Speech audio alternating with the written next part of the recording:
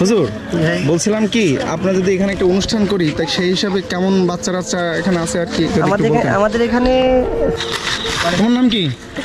ইকরামুল। আমার সাথে দেখা হয়ে কেমন লাগলো? ভালো লাগছে?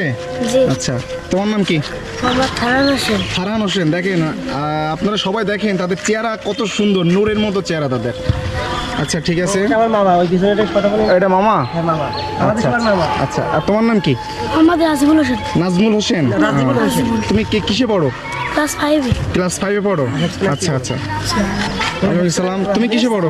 আমি ক্লাস 7-এ। তুমি তো ভাইরাল হয়ে যাবে আজকে। হ্যাঁ, তুমি যে কত সুন্দর এই কোরআন তেলাওয়াত করলে, এটা তো আসলে বিশাল ব্যাপার, বললেই হবে না, রিয়েলি বলতেছি। আচ্ছা, এখানে তোমার নাম কি?